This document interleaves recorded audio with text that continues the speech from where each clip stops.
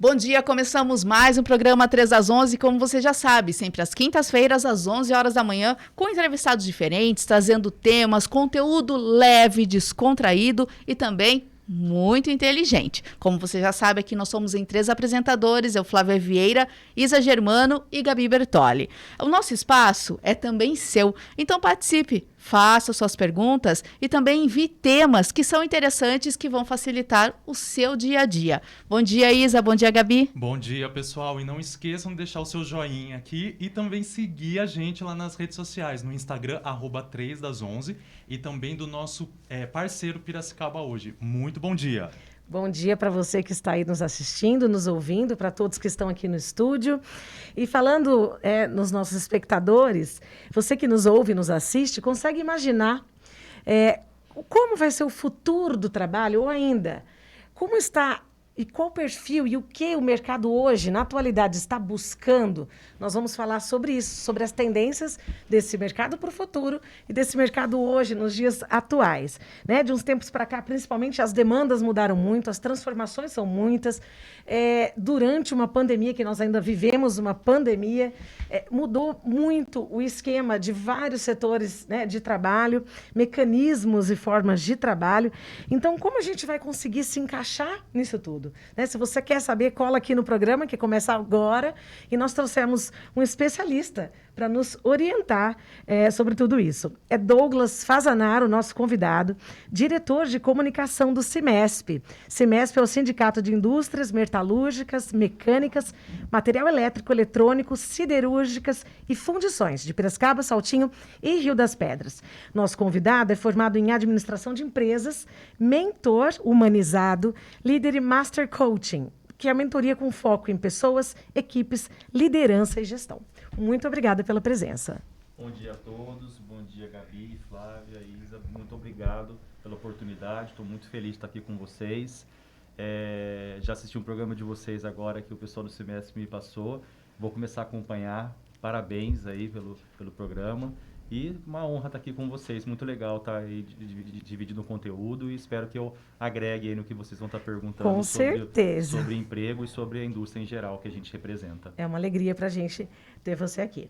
Antes da gente entrar na questão específica das tendências que vão mudar o futuro do trabalho, eu gostaria de começar falando, como eu já mencionei também, do presente, do hoje. Qual a principal demanda hoje? Que tipo de profissional falta no mercado? Olha, Gabi, hoje o que a gente percebe da indústria? A indústria é um setor em expansão, é um setor que é um dos pilares da economia brasileira, não só brasileira, o estado de São Paulo é muito forte, Piracicaba é uma cidade muito industrializada, e a gente percebe que hoje o jovem tem muita opção de emprego, ele tem muitas oportunidades. A internet está aí, o pessoal quer ser youtuber, o pessoal quer trabalhar com mídia social, às vezes, hoje com as plataformas e com as facilidades de ferramentas, você pega hoje um Instagram, um WhatsApp, você consegue fazer ali uma rede bacana ali de bastante gente que te conhece, você é uma pessoa popular, você consegue divulgar praticamente de tudo. E a indústria acaba, nessa hora, perdendo um pouco a sua força, né? Pois a indústria, normalmente, o que é assim, você vê uma carreira dentro da indústria? Você vê seu pai, que trabalhou dentro de uma indústria, às vezes a vida inteira, como nós temos exemplos lá na nossa indústria, na nossa metalúrgica, lá minha e do meu sócio, do meu primo. Nós temos funcionários lá que estão lá na geração ainda pegando o meu avô e meu pai, e estão com a gente na terceira geração. E isso é muito bacana. Então você vê, às vezes, o pai, aquele seu pai que trabalhou a vida inteira lá, sempre falou bem do trabalho, sempre foi feliz no que fez, conseguiu formar ali os filhos com uma formação melhor que a dele às vezes, uma capacitação profissional, uma faculdade, até uma pós-graduação, e daí abre-se um leque.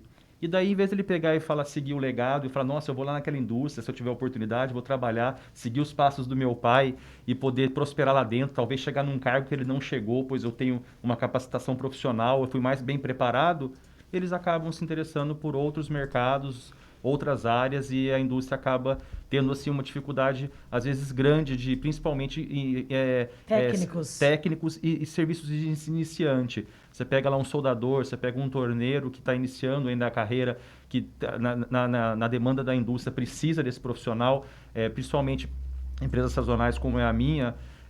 E acaba tendo essa dificuldade, porque você já tem a pessoa que já é qualificada naquilo lá, já sabe fazer muito bem, então ele já quer um cargo um pouco melhor, já quer uma posição melhor de destaque no setor que ele vai atuar, ser um coordenador de fábrica, ser um encarregado. E ali as profissões de início, onde seria para as pessoas que fizeram um curso profissionalizante de soldador, de torneio CNA no Senai, por exemplo, né?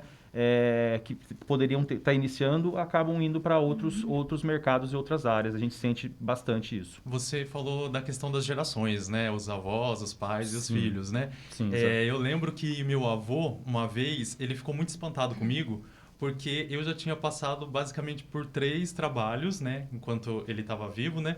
E ele, assim, eu trabalhei no máximo 2 lugares a minha vida toda, e você já está no 5º trabalho, né? E já era uma preocupação dele como idoso, né?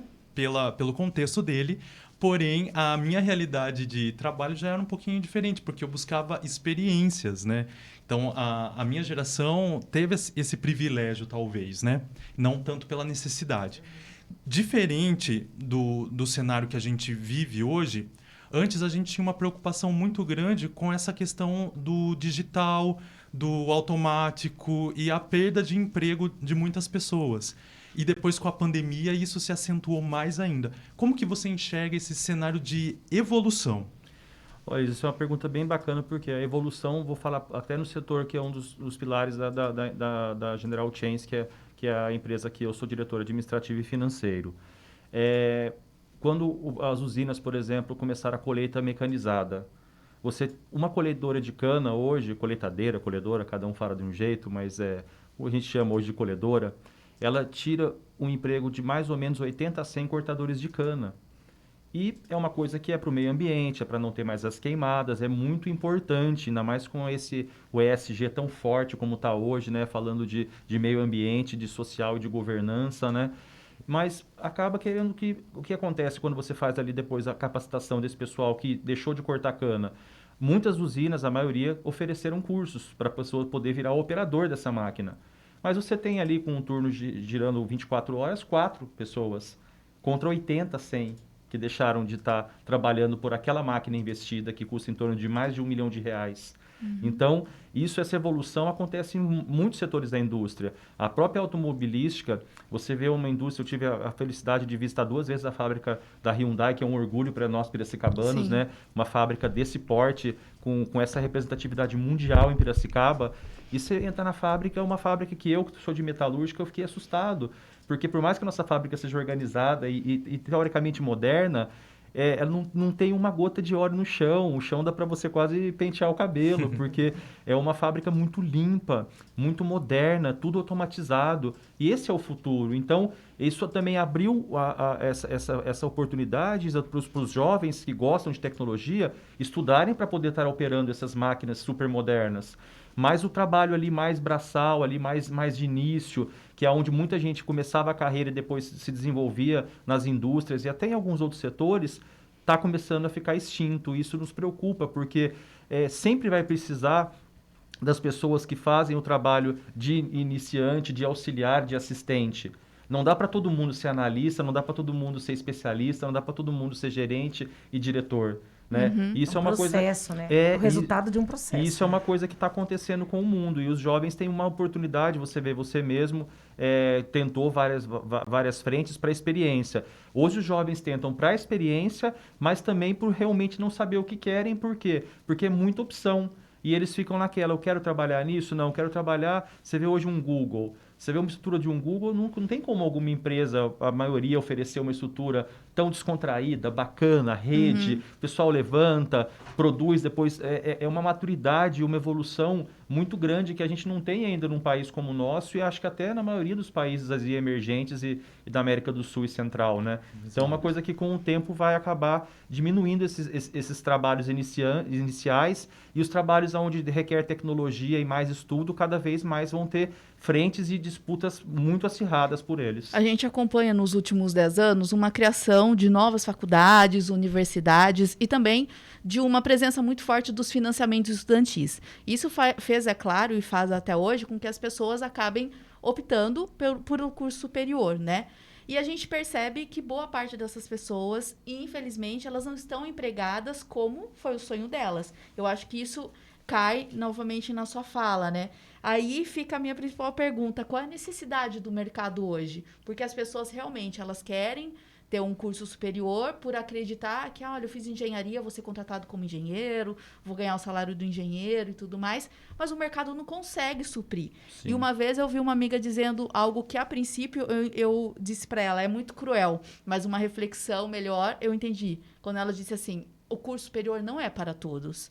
Isso me soou cruel, mas quando ela, depois conversando e bastante, eu entendi que ela quis dizer, olha, a gente precisa olhar também para os cursos técnicos e outras possibilidades, né? Porque nem sempre eu fiz o curso superior, eu vou chegar naquele patamar que eu gostaria, e não por força de vontade, nem por inexperiência, porque realmente o mercado não consegue suprir. Exatamente. Essa realidade você, pelo jeito, consegue enxergar dentro da sua empresa e na realidade de Consigo. outras também do Cimesp. Consigo, e falando do Cimesp, você vê que oportunidade, eu falo que às vezes você quer ganhar na Mega Sena e não joga nenhum jogo. Fica difícil você ganhar, né? Se você não arriscou pelo menos ali seus R$4,50, R$5, não sei quanto tá uma aposta mínima, mas você tem oportunidade. O Cimesp mesmo, ele faz um trabalho muito bacana. Ele tem hoje, desde o ensino infantil até a formação média, graduação e pós-graduação, parceria com várias entidades de ensino com descontos de bolsa variando de 5% até, acho que se eu não me engano, chegou a 40%, mas isso aí eu preciso checar. Mas eu sei que pelo menos a maioria tem 20%, 25%, que é um belo de um desconto para os associados, para os dependentes poderem estar se capacitando, estudando, fazendo uma formação bacana para seguir uma carreira. E hoje você vê, vou dar um exemplo assim bem básico, construção. Se todo mundo virar engenheiro, quem vai construir? Tem que ter o pedreiro. Então, o pessoal às vezes também tem essa ambição de querer sempre, eu acho bacana isso no ser humano, eu como coach, como mentor, isso é evolução, é o desenvolvimento, é você ter aquela gana, aquela vontade de crescer, não acima de tudo, não fazendo qualquer coisa, dentro dos seus valores, mas isso é uma coisa que o mundo vai ter que adequar isso aí, porque senão nós vamos começar a ter só máquinas, uma máquina vai erguer uma parede numa casa, aí nós não vamos ter mais o pedreiro. Mas a gente ainda, em países como o nosso, que essa tecnologia, o dia que tiver ainda básica, vai demorar para chegar para a gente, nós não temos essa realidade. Então, o pessoal vê muita coisa assim da Europa, muita coisa de países diferentes que já estão num outro patamar de evolução em termos de indústria, indústria 4.0 chegando agora aqui, lá fora, já em vários países, isso aí já é realidade faz tempo, e acaba pegando tendo esse sonho que é bacana, mas que precisa ser galgado mais do início. Então, as profissões de base são as que necessitam mais hoje. Começa no começo, é até redundante. Começa no começo, vai lá, vai trabalhar lá onde seu pai começou, vai ser assistente de produção, começa a ganhar seu dinheiro para poder você já ajudar na renda familiar e começa aos poucos fazer uma carreira. Hoje é muito comum, pessoal, a pessoa entrar no mercado de trabalho depois dos 25, 26 anos, depois até de uma pós-graduação, e daí entra sem experiência prática nenhuma, e isso é muito duro em qualquer área. Botar a cara ali para bater, gente, não consegue vaga, né? Porque a experiência... Aí você requer experiência de quem tem uma formação, um currículo muito bom, mas na prática ele não tem experiência nenhuma. Mas também cai naquela questão daquele que não tem experiência, eu consigo pagar menos, e aí tira talvez a oportunidade de uma pessoa que tem um potencial maior, que poderia ganhar mais. Então também tem essa Mas ainda que a gente fala de Brasil, né? Onde tem sindicatos que são rígidos, tem piso salarial, ainda tem algo realmente que favorece outros países. Sim. Isso daí, então, corre muito mais solto, né? Sim, exatamente. Você falou em sindicatos, para vocês terem uma ideia. Uma vez eu estava fazendo uma pesquisa e eu vi que o Japão tinha lá meia dúzia de sindicatos. Eu falei, mas é o Japão, né, gente? É uma das potências mundiais, né? Nós vamos se comparar. Aí não precisa ir longe, não. A Argentina, para mim, ela não é nada mais do que o Brasil, com todo respeito a ela. Ela é um país de terceiro mundo, um país da América do Sul, um país que tem potenciais enormes em várias áreas, mas é um país do nosso nível. Sim. E lá tem, se eu não me engano, 300 sindicatos. Aqui tem mais de 5 mil. Então, assim, o Brasil tem muita lei trabalhista, é importante, mas também acaba até perdendo foco, começa a engessar. Uma coisa bacana, eu comecei a trabalhar com 14 anos com carteira assinada na empresa da minha família. Mas essa empresa da sua família? Não, eu tinha carteira assinada, meu pai não inventou a carteira. o Ministério do Trabalho autorizou eu emitir uma carteira para um menino de 14 anos e deixar eu trabalhar. E eu trabalhei lá desde então. Vou fazer 44 anos, tenho 30 anos de carreira. E você vê hoje um jovem que talvez com 10 anos depois do que eu comecei iniciando uma carreira, lógico, eu estava ali iniciando, terminando a 8ª série. Né, que hoje nem a 8ª série mais, né? Já mudou agora. Nono ano. Na verdade, é isso mesmo, 9º ano. Então, você vê como eram as coisas. Eu tive uma oportunidade, agarrei, mesmo a minha família tendo condição financeira, eu quis começar desde o início, por ser o único filho, homem. A minha irmã não sabia se ela ia seguir ali os negócios da família. Então, eu quis começar cedo. Para mim, como era o mais novo dos primos, eu estar ali preparado para estar ali assumindo quando chegasse ali a minha hora ou eu galgasse ali o meu caminho. E com 14 anos, hoje você vê como funciona na indústria. Você não pode com 14 nem 15 anos, você com 16 começa o programa de menor aprendiz, que é uma coisa bacana que o governo fez. Alguns falam, mas o governo tirou a responsabilidade deles e jogou para a indústria. Não importa, eu acho que a indústria, quando tem condição, tem que ser parceira e tem que dividir, sim, para um país melhor. Então, a gente paga esse curso profissionalizante para esse jovem de 16 a 18 anos, por 2 anos. Ele fica ali desde que ele entra no programa da empresa. E ele termina e ele não tem nenhum tipo de responsabilidade, nem obrigação de estar na empresa que pagou esse teste, esse curso. É uma coisa que eu acho que devia ser revisto, mas não cabe a mim aqui discutir isso. Mas não é assim que funciona. Ele está pronto para o mercado. Ele que teve um curso profissionalizante pago e ele pode estar trabalhando na empresa que pagou por retribuição ou procurar concorrente, até nossa, ou qualquer outra empresa que se enquadre e trabalhe. Então, olha como está hoje a formação diferente. Eu falo assim, devia voltar nos 14 anos? Eu não sei se 14, mas com 16 anos, tudo bem, o menor aprendiz pode trabalhar na empresa, mas a empresa tem que ter uma estrutura, ele tem uma carga horária reduzida, ela tem que ter um acompanhamento. Se ele vai lá e sofre um acidente de uma máquina, você tem um problema sério, você acaba prejudicando a vida de um jovem que está ali para a vida inteira tendo ainda pela frente, e você acaba tendo um problema depois futuro com a família, com todo mundo. Então, tem algumas coisas que precisam ser revistas, porque hoje as carreiras ficam, parece que mais tarde, eu sei que a gente vive mais, mas volto a falar, as carreiras de início na indústria estão carentes, elas precisam de gente que tem interesse em começar ali e não se sentir inferior por causa disso. Saber que depois ela vai poder chegar ali a ser um coordenador, um gerente, um diretor dentro da sua empresa ou em outra empresa que ele siga a carreira, dentro da própria indústria em si, metalmecânica, que hoje é o pilar, vamos falar da economia de Piracicaba e do Brasil. E a gente não vê esse interesse mais. Encurralado, Gabi. Vamos. Empreendedorismo. Esqueci do meu, mas pode ir no seu, pode ir no seu. Vai hoje. Vai. Vamos lá. Encurralado é um quadro que eu trago um tema que não tem a ver com o assunto do dia, geralmente. Às vezes até tem alguma relação, hoje não. E peço a opinião, né, dos presentes aqui. Eu estava, claro, acho que está todo mundo sabendo aí, né, mas essa matéria eu peguei da CNN, sobre o tenista Novak Djokovic, né? E o que aconteceu com ele na Austrália. E o posicionamento dele diante da vacinação. Sim. Então, assim, eu vi uma matéria, que é essa que o Dr. Fernando fala. O Dr. Fernando é aquele neurologista que tem um quadro na CNN, que ele sempre aborda vários temas e tal. E ele fala que o comportamento tem mais importância que a fala no aprendizado do cérebro. Então, o neurocirurgião Fernando Gomes comentou a polêmica em torno da deportação do tenista lá da Austrália, após ele não comprovar a vacinação contra a Covid-19 e como as atitudes de ídolos podem influenciar os fãs. Então, ele discorre sobre isso, falando da importância da responsabilidade dessas referências, desses influenciadores, quando eles tomam uma atitude como essa ou qualquer outra atitude, e como eles realmente influenciam, porque a gente tende, o ser humano, a se comportar com a questão do espelho, do modelo, e reproduzir aquilo, principalmente quando a gente admira muito alguém, acaba reproduzindo e levando muito em consideração, sendo realmente influenciado pela atitude daquela pessoa, né? Gomes pontuou que as diferenças entre pessoa física e jurídica vão além de celebridades, podendo se aplicar a qualquer cidadão. Então, eu quero saber de vocês. Já sentiram isso na pele? Já se viram reproduzindo um comportamento ou uma fala influenciados por ídolos? Gente que vocês admirem como fãs, vocês têm ídolos, né? Porque realmente a atitude de ídolos tem potencial para influenciar vidas. Influenciam. Então, assim, pessoas que nos influenciam, eu gostaria que vocês falassem sobre isso, do tal do espelho. Vocês separam o ser humano do ídolo com facilidade? Nossa, é complicado, né? Porque eu acredito assim, o ser humano bruto, o primeiro, ele influenciou o resto, né? Então é muito complicado você falar assim, olha, eu sou autêntico. Não existe pessoa autêntica. A gente sempre pega alguma coisa, uma referência do outro, né? E isso já vem de casa. A gente replica os comportamentos familiares, está no nosso sangue, né?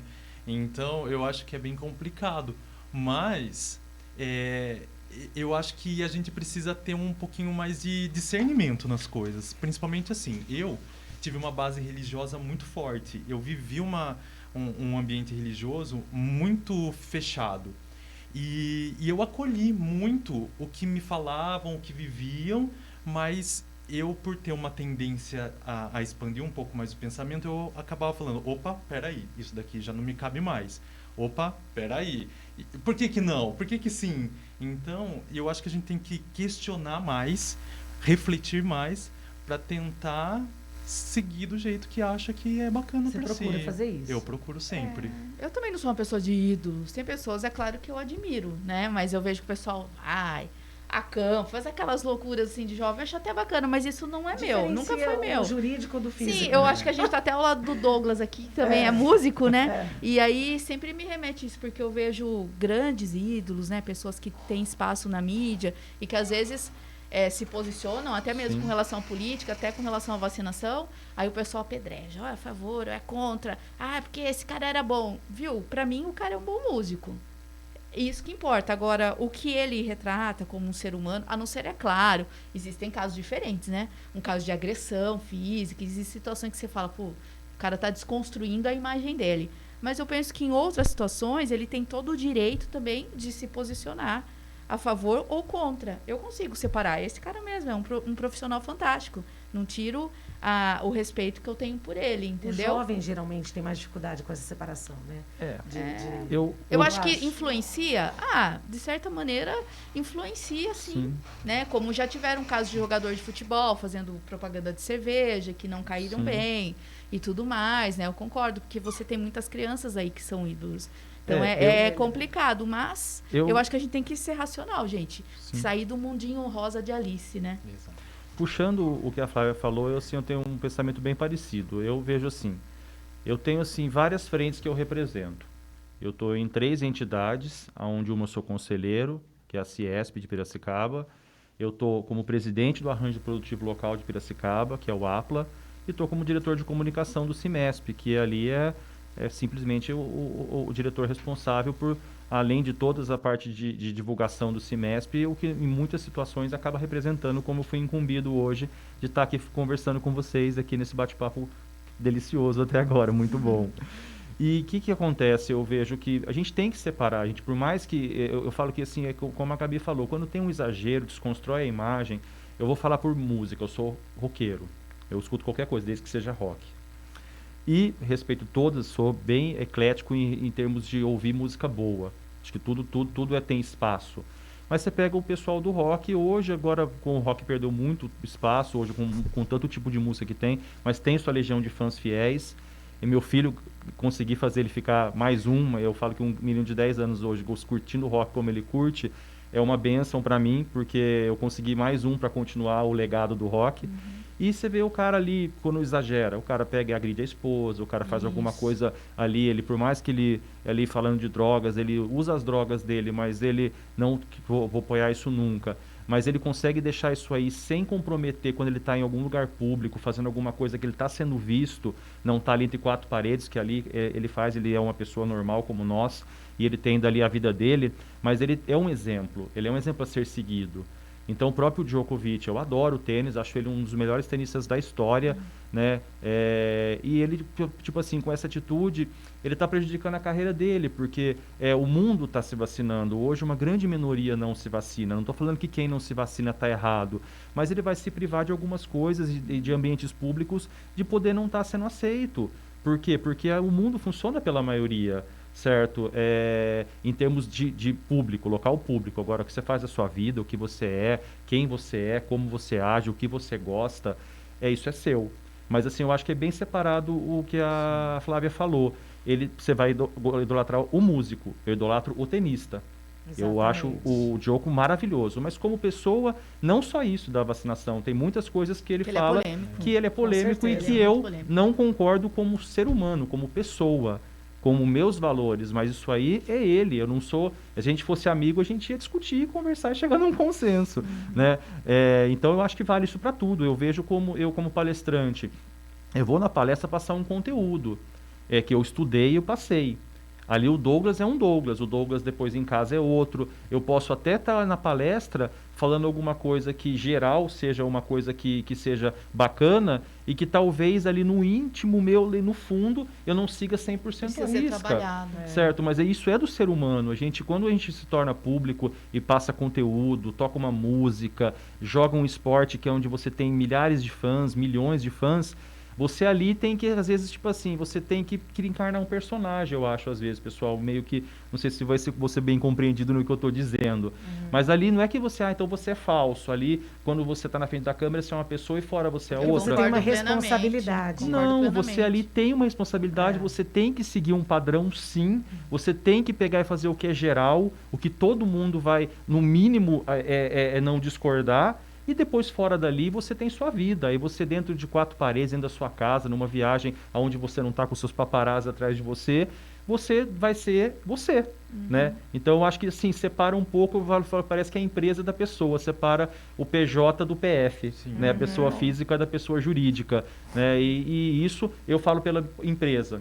Eu sou um empresário, eu tenho um nome a zelar pela minha empresa, eu tenho lá um código de ética que eu tenho acordado em contrato. Eu não posso sair para a rua e fazer um monte de besteira, ser filmado e manchar a imagem da empresa, certo? Isso aí é uma coisa que eu tenho que dar exemplo. Então, a liderança de todo mundo vem pelo exemplo. Mas o seu exemplo que você vai dar, você tem um exemplo que você dá num lugar público, numa coisa que você se propôs a fazer, numa apresentação, e um exemplo de pessoa. Agora, lógico, a conduta tem que ser a mesma. Você tem que ser um bom tenista e uma boa pessoa. Você tem que ser um bom empresário e uma boa pessoa. Isso eu não abro mão.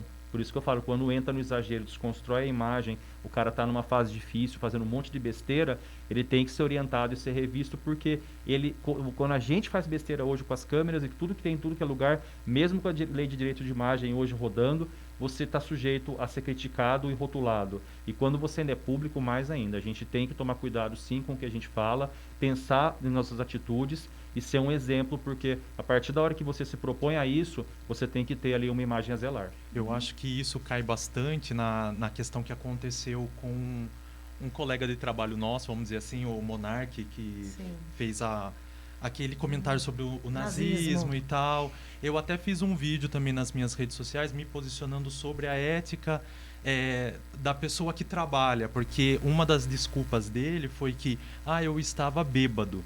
E eu falei, não se bebe em serviço, né? E eu acho que isso com essa abertura, essa ideia que a gente...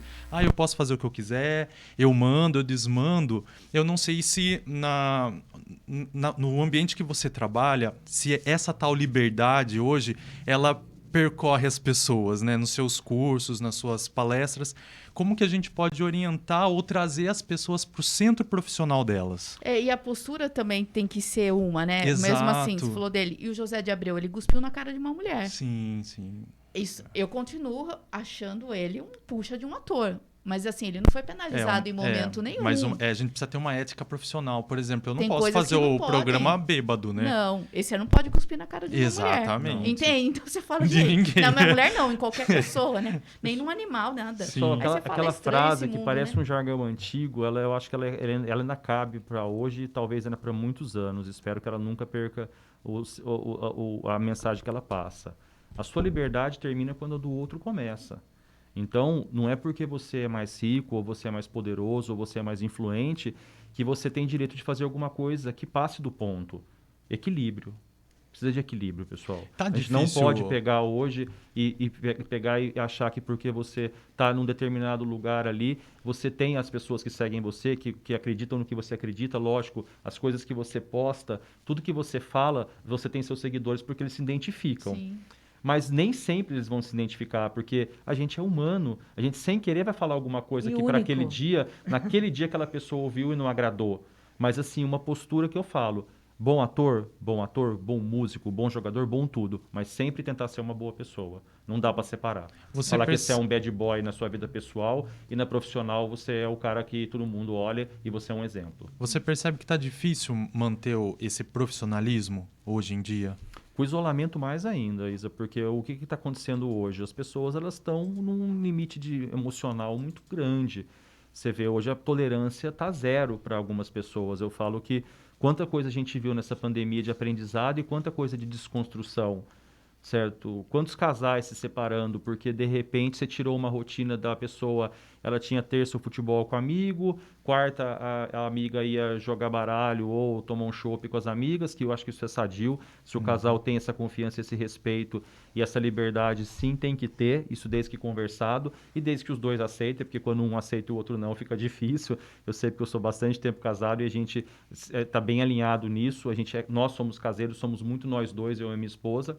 Mas é uma coisa que você tem que fazer o quê? Você perdeu o direito de ir e vir. De repente você ficou num lugar ali fechado por tanto tempo, não por vontade nem por decisão, não porque você quis, por obrigação. Muitas vezes nem convivia, o casal Exatamente. nem convivia, só dormia. Exato, junto. muitos. E acontece isso sim, Gabi. E o que acontece? Aí desgasta, gente. Aí o estupim que podia ali, um relacionamento que, quando já é desse jeito, pode ser duradouro pro resto da vida, pode, tudo é válido, tudo pode acontecer. Mas o normal é você ter o equilíbrio tudo, no relacionamento, na sua vida. Então, hoje as pessoas elas estão hoje num limite emocional muito grande que eu falo para todo mundo. Pessoal, não tomem decisão na pandemia, aguentem terminar e depois você pega e repensa o que você vai fazer. Porque se você for fazer alguma coisa boa, faça. Mas se for fazer alguma coisa que você vai estar terminando um casamento, saindo de uma carreira que você estava indo bem, até estava feliz e é respeitado, mas ali no momento deu ali uns 5 minutos, é um momento para a gente pegar e refletir e ter calma, porque é um momento de tomar decisões que talvez você se arrependa muito mais, tem mais chance de se arrepender do que ser uma atitude assertiva nesse momento que nós estamos passando. Agora eu vou pro empreendedorismo. Eu me perdi. Joguei Gabi antes era eu e tá tudo certo. Vamos lá.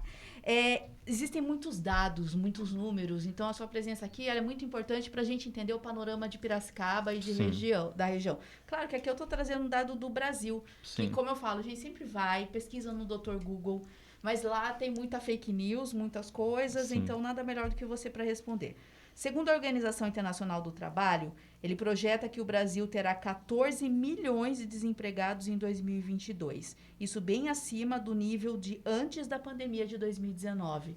Esse cenário, esse retrato é fato, principalmente em Piracicaba e região? Como estão os números, a questão real do emprego e desemprego aqui? Foi muito bacana você falar nesse ponto, Flávio, porque o Cimesp fez mais uma grande atitude assertiva, uma parceria muito bacana, dentre tantas que ele já conseguiu, aí como eu falei, de estar fazendo as parcerias com entidades de ensino para estar dando qualificação, desde o ensino inicial até uma pós-graduação para todos os associados e seus dependentes. O Cimesp tem os cursos, as próprias palestras que eu participo lá, inclusive dia 22, todos estão convidados, dia 22, a semana que vem, terça-feira, vou falar sobre mentoria, que é uma coisa muito bacana, que é muito moderna, que dá para a gente conversar bastante. Então, o Cimesp está tentando fazer tudo para poder as pessoas terem essa qualificação. E quando você pega e entra nesse universo de que como que está o panorama, 14 milhões, muita coisa pode ter acontecido. Primeiro, muitos desses desempregados, isso é uma opinião minha pessoal, eu acredito que tenham ido para o cenário informal, estão fazendo coisas em casa, estão no Instagram vendendo algum tipo de serviço, e isso não entra mais como carteira assinada e esse número acaba saindo um pouco do controle. Não sei o quanto, nem sei como precisar. Mas o que eu posso deixar a gente muito feliz em Piracicaba, Flávia? Piracicaba está, assim, não vou falar fora da curva, que daí a gente parece que é melhor que os outros, a gente não é melhor que ninguém. É uma cidade muito boa e que eu gosto muito e que eu tenho minha família e meu negócio aqui e eu acho uma cidade bem bacana para todo mundo vir aqui conhecer e constituir família e prosperar aqui nessa cidade. Piracicaba, eu vou falar um número bem interessante. Isso eu ouvi num evento que teve lá que foi ali no Engenho Central, no Retoma São Paulo. Piracicaba foi a 15ª região desse evento, onde o governo de São Paulo veio visitar cidades satélites, como Piracicaba, cidades sim, com um pouco mais de porte, até pelo público, pela representatividade, né? Não que as demais não são importantes, Mas aí eles vêm fazendo esse evento falando de como está a retomada do estado de São Paulo, da economia, nesse período tão tenebroso que a gente está passando, uma pandemia, que aqui nenhum de nós, segundo a última pandemia, tem mais de 100 anos, então, assim, poucas pessoas no mundo se viram, eram crianças, não lembram como foi, né? Porque ninguém vai viver muito mais do que 120 anos aí, né? Isso nos Guinness da vida. Até hoje, né? Mas você fala da Sabemos. retomada. O vice-governador falou um número muito bacana. Ele falou que Piracicaba, se ela fosse desmembrada como um país, ela estava para crescer 8% esse ano o PIB dela, agora virado no ano de 2021. Pra vocês terem uma ideia, a China e a Índia, que são os dois maiores PIBs da economia mundial, cresceram 7% na média. Fantástico. Então Piracicaba cresceu 8%. Piracicaba na balança comercial, pessoal, ela exportou quase 45%. São Paulo foi 23, 24, se não me falha a memória, e o Brasil menos que São Paulo. Então, olha que números bacanas. A gente, em termos de emprego, a Piracicaba, o setor metal mecânico, isso foi, ele foi protagonista nesse ano e na virada do ano em termos de admissões. Ele só perdeu para comércio e serviço, mas pelo período pontual, festas e férias. Então, vem Natal, o pessoal contrata todas as lojas, tudo, mesmo com pandemia, já estava ali flexibilizado ali no final do ano, graças a Deus, e agora ainda está mantendo essa flexibilização dentro de um controle. E depois agora essa contratação termina agora janeiro, fevereiro, que termina as férias. Aí com certeza o setor metal mecânico vai ser o protagonista, ele foi um dos protagonistas, porque ele foi o que mais fez admissões, né? Então, com esses números eu vejo o Piracicaba com um cenário muito positivo, né, de ter uma performance muito bacana e de estar aí sobressaindo. Agora, esses 14 milhões são fato, está aí. Eu falo, tem essa coisa dos informais que eu não sei quanto vai representar, mas assim, Piracicaba, dentro de um cenário nacional, está com uma perspectiva, pelo que a gente vê, e isso tudo é muito bacana porque nós fizemos para o associado, a última parceria nossa foi com a Exalc, para fazer o boletim da conjuntura industrial, que foi a primeira edição agora em janeiro. E agora em fevereiro vai sair a segunda e por aí vão ser uma edição por mês. E é um panorama do quê? Da economia, da indústria, Piracicaba e o entorno. Não é nacional, não é estado de São Paulo. Porque quando você pega os números, você assusta. Às vezes você fala, pô, Douglas falou que Piracicaba está bem, mas São Paulo não está bem. Pode acontecer. O Brasil não está bem. Pode acontecer. Então, por isso que o Semesp fez para os associados esse boletim da conjuntura industrial, para poder o empresário ter as decisões da sua região. Lógico que se você vende para o Brasil inteiro e você exporta para o mundo inteiro, você tem que ver um cenário mais macro, né? Você não pode ver um cenário mais micro, mais tão fechado. Mas os números de Piracicaba são esses. Balança comercial explodiu e em termos de admissões, pelo menos o setor metal mecânico foi muito bom. Eu não tenho as informações do comércio e serviço, né? Mas assim, aí eu já não saberia falar se esses números aí contribuem tanto para esses 14 milhões. Mas a indústria de Piracicaba está contratando, está forte, está crescendo. Só uma observação, a gente está gravando o programa no dia 17, você falou do evento dia 22, né? Isso. O nosso programa vai ser exibido no dia 24, então infelizmente seu evento já passou. Bem, tudo bem. Daí, você com certeza tem outros eventos, outras palestras programadas, onde as pessoas podem então saber, né? Só para a gente estar atualizando. Sim, o Semesp eu tenho uma parceria com eles, eu faço agora um pacote de fevereiro, que inicia a primeira palestra, até novembro, todo mês eu tenho uma palestra. Não é uma data fixa, não é 22, pode ser. Normalmente eu sei que não tem nenhuma de segunda e sexta. Mas terças, quartas e quintas eu vou estar fazendo uma vez por mês uma palestra com um tema diferente. Essa agora é a introdução à mentoria, que vai ser dia 22, e depois no dia 23 eu já estou com a agenda feita de datas, mas os temas eu vou colocando conforme eu vou tendo feedback ali, vendo o retorno, eu vejo se eu encaixo uma palestra ainda falando de mentoria, falando um pouco mais da metodologia, ou se eu entro num outro assunto, mas eu tenho diversas palestras de várias áreas e vários pontos de interesse. O pilar das minhas palestras são liderança e motivação. Então é só procurar pelo site do Semesp e tem aonde vão estar sendo divulgadas as palestras. Isso mesmo. Muito bacana, é que vale a pena atualizar. Você fala bastante em soft skills, né? Que são as competências ligadas ao comportamento do indivíduo. Totalmente. O pensamento criativo, empatia, a flexibilidade e tal. São essas características que realmente diferenciam os melhores profissionais? Eu gostaria de saber. E se hoje já são tão consideradas, muito mais consideradas do que já foram no passado, em outros tipos de relação de trabalho, e que no futuro vão ser realmente a tendência, que se tornem prioridades Como você vê isso? São muito mais valorizadas, né, Sim. pelos recrutadores. Sim, Gabi, eu vejo o seguinte, educação sempre foi muito importante. Eu sou o tipo de pessoa que eu moro num condomínio. Eu desço no elevador e sempre falo bom dia, boa tarde, boa noite para quem está do meu lado, mesmo que a pessoa não retribua.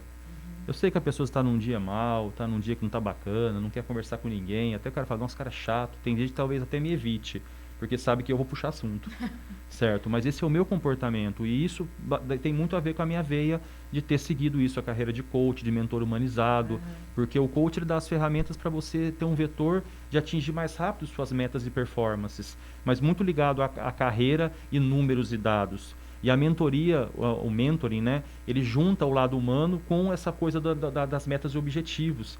E você consegue chegar do mesmo jeito, mas de uma maneira mais leve, sabe? Com um negócio daquela coisa de você observar coisas que você não via, sabe aquele negócio de ver o passarinho verde, de você pegar e passar pro lado de uma flor que você nunca tinha olhado e de repente, mesmo você sendo jovem hoje, naquela energia toda, naquela adrenalina do dia super agitado que você tem, milhões de coisas na cabeça, você parar e valorizar aquilo que você nunca tinha visto.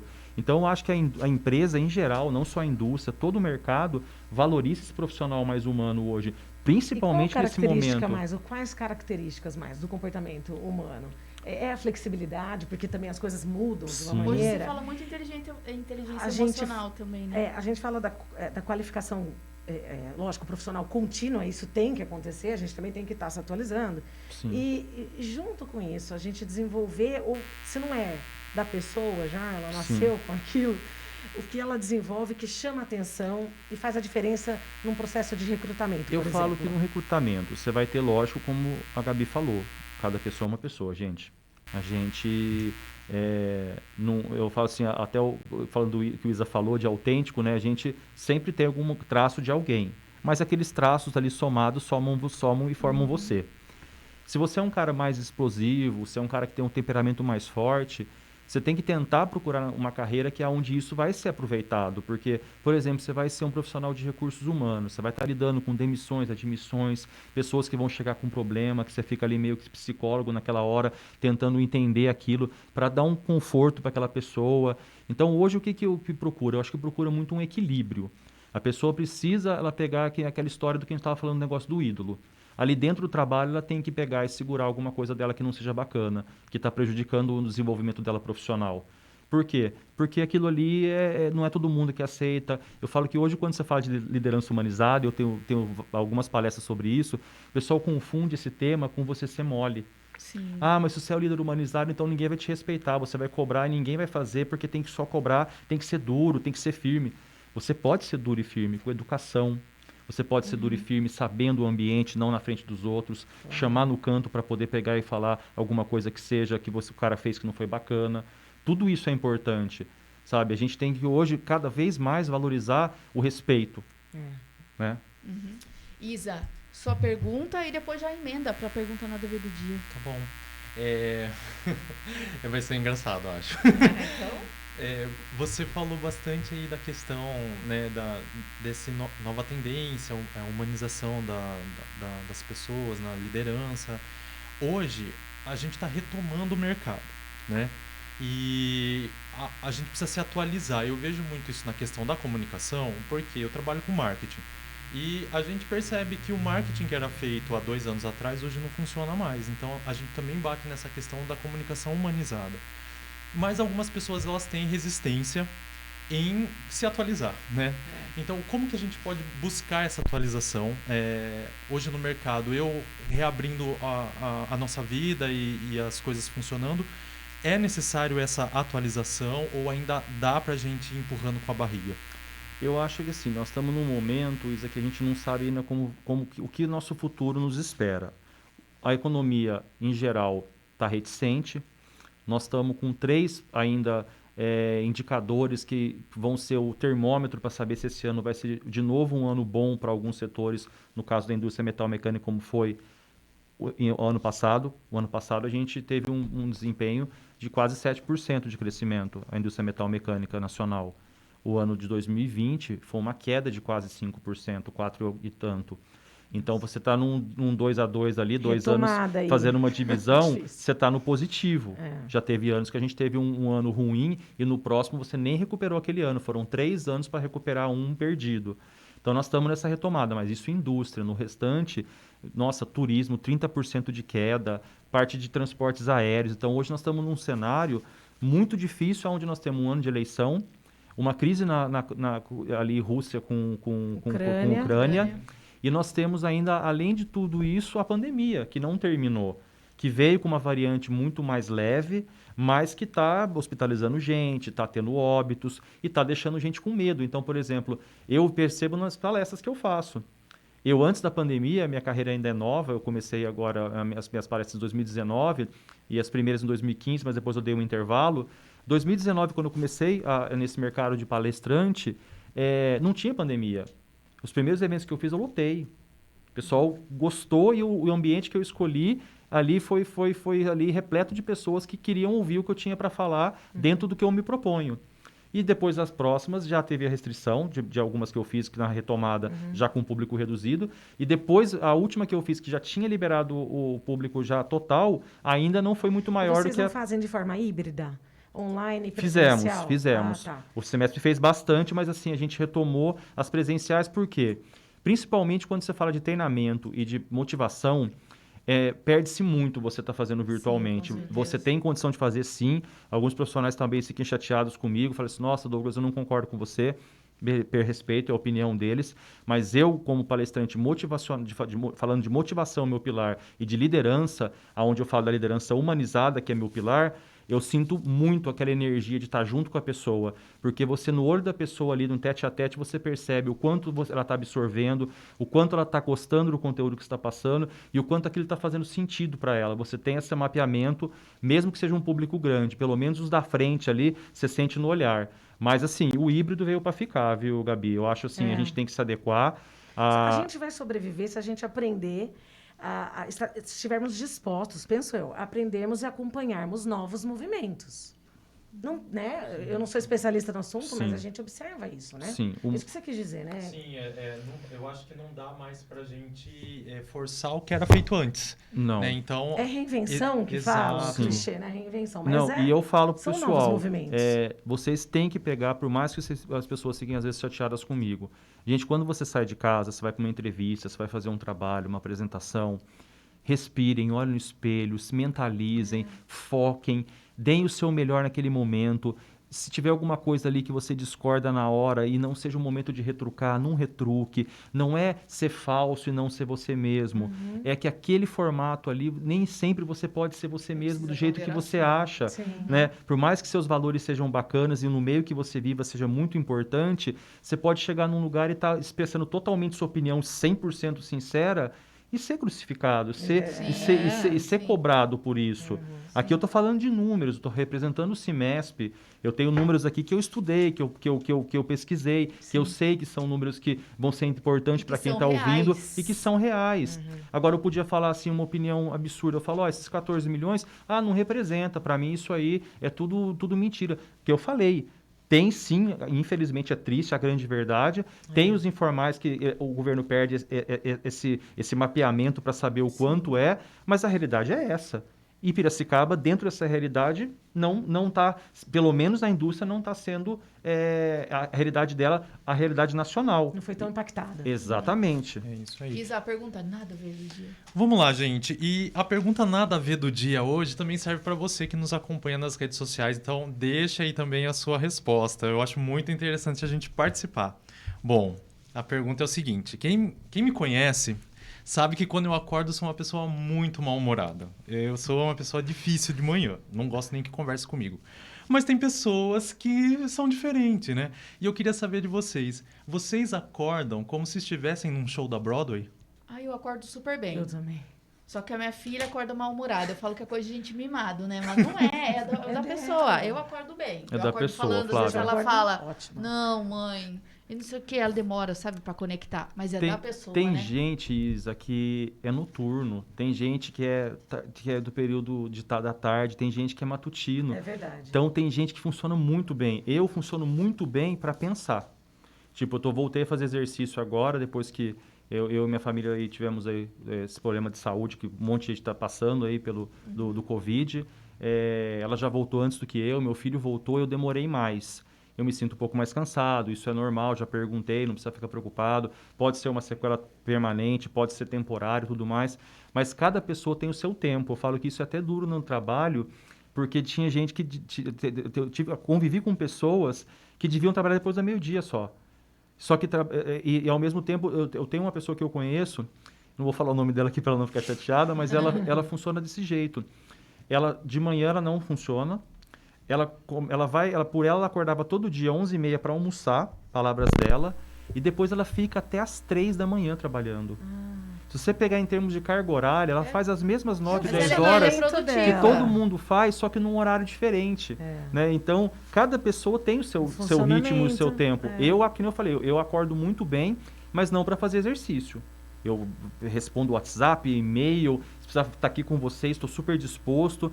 O meu exercício é mais para de noite. Então, tem até isso também. Às vezes você produz mais profissionalmente durante o dia e para fazer uma atividade física é melhor você fazer à noite porque você vai ter um desempenho melhor. E ao contrário, às vezes você pega e produz durante o dia muito bem e se você tiver que fazer alguma coisa à noite, você não funciona. Você já fica mais devagar, mais letárgico. Então, por mim, eu acho que a gente devia ter uma flexibilidade, mesmo sendo indústria, e talvez até meu sócio ficando chateado comigo, porque dentro do que a gente faz, e qualquer indústria com um horário fechado, e às vezes até turno da noite, você não teria como ter essa flexibilidade. Mas, na verdade, a gente tem, porque, por exemplo, se você quiser trabalhar à noite na empresa, você não trabalha do expediente normal, que é das 7 às 5. Sim. Você pode entrar no turno das 6 e sair de madrugada. Então, até a indústria, né? Até a indústria também, quando está com um volume de serviço bacana, consegue propiciar isso para o seu colaborador. E até para o administrativo? Para o administrativo, não. Isso é uma coisa, um ponto para ser visto. Que a sua pergunta que você disse que é nada a ver, eu acho que tem tudo a ver mesmo. Porque o mercado de trabalho, ele precisa também compreender melhor, né, esse lado e tentar movimentar. Falar, nossa, se a pessoa é produtiva 2 horas da manhã...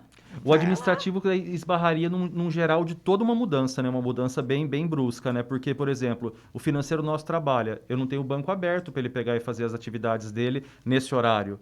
Né? O RH vai estar tomando as decisões, ele vai precisar de alguma coisa. Departamento de compras vai comprar alguma coisa só se for num shopping, porque já está o horário já depois da hora. Mas assim, o que eu acho é que cada pessoa tem o seu ritmo, sim, e se ela conseguir, dentro do ritmo dela, fazendo durante o dia, as horas que ela é mais produtiva, trabalhar, e as horas que ela produz mais um exercício, ela consegue chegar no melhor dos mundos, que é ser a melhor versão de si mesmo e ter uma performance bacana no tempo que você tem para estar ali correspondendo. Tempo que você rende mesmo. Exatamente, esse é o tempo que você rende. A Gabi tem cara de quem acorda já cantando, falando, irritando quem tá de mau humor de manhã. Eu acordo no palco da Broadway. Chicago. Ali, ó. Tá ali. A minha esposa fala que eu acordo pronto, que eu acordo do jeito que eu tô aqui. Porque eu saio do quarto desse jeito, e mesmo final de semana. E até uma coisa bacana de dica para o pessoal. Pessoal, pandemia, home office, híbrido ficou. Muitas empresas aí grandes que a gente conhece, fornecedores, clientes, estão fazendo isso. Uma dica valorosa. Não fiquem de bermuda e de camisa escrito da eleição de 1998 em casa, no home office. É desmotivador, pessoal, não é? Você tem que se arrumar, se dê valor. Seu escritório não é a sua casa? A sua empresa conseguiu fazer uma versão híbrida agora ou até permanente e você está desempenhando sua função bacana dentro do seu lar. Veja quanto você ganhou. Você não tem engarrafamento, você não tem risco de acidente, você não tem poluição, você não tem N coisas que são chatas até chegar ao trajeto de trabalho, né? E você está ali produzindo 100%. Você toma seu café, senta e vamos pau na máquina. Se arrumem. Minha pandemia inteira eu fiz home office por um bom tempo mesmo. A empresa não tendo liberado para toda a área administrativa, eu consegui me adequar com a administração da empresa. Fiz por zelo mesmo, fiquei muito assustado no começo da pandemia, como muita gente. E minha mulher, esses dias falaram assim, ó, mas legal, você ficou em home office, mas você acordava de bermudão, né, de chinelão. Minha mulher falou assim, juro por Deus, a roupa que eu vou trabalhar, que é essa, eu estou no meu home office do mesmo jeito. Se deem o valor, olhem no espelho e se sintam arrumados. E outra coisa, não saio de casa direto, sou caseiro. Pega aquela roupa bonita, aquele vestido seu de festa que você não usa faz um tempão, enche daquelas joias que você tem medo de usar na rua ou que não teve oportunidade quando aconteceu nenhuma formatura, nenhum baile chique. Ponha e sente na sua mesa com seu marido, com sua companheira, com seu companheiro e curtam esse momento.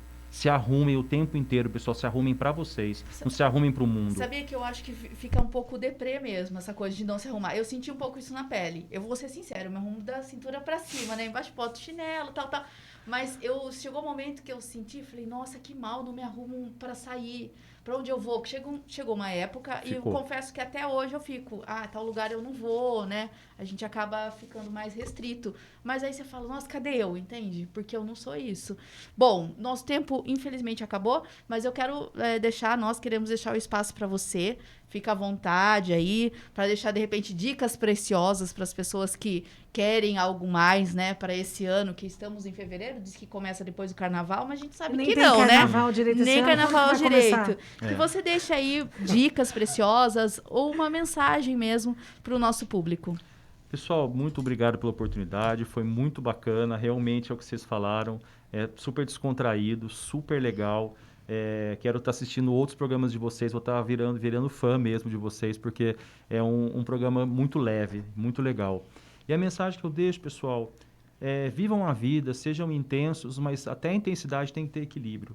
Sabe? A gente estava falando aqui de postura, de exemplo, de pessoas que às vezes são públicas e tomam atitudes que acabam dando repercussão em muitas pessoas que acompanham o trabalho delas e acabam influenciando de forma que às vezes não é a mais bacana. Então, todo mundo que é público, todo mundo que se propõe a isso, todo mundo que é comunicador, vamos tentar comunicar sempre uma linguagem objetiva, clara, que seja geral e os pormenores, os detalhes, cada um deixa para os seus grupos, para as coisas reservadas, para onde você pode conversar e compartilhar aquilo e ser entendido e não ficar chateado com a opinião dos outros. Então, a vida é uma só, a gente tem que viver ela bem, estamos passando um período muito, muito difícil. Todo mundo tem que ter muita paciência, muita calma, ser muito resiliente.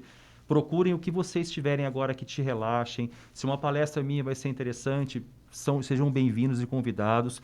Se qualquer outra pessoa que vai falar qualquer coisa nesse Instagram, nesse universo que nós temos de informações, assistam coisas que fazem sentido para vocês, mas acima de tudo, assistam coisas positivas, pessoal.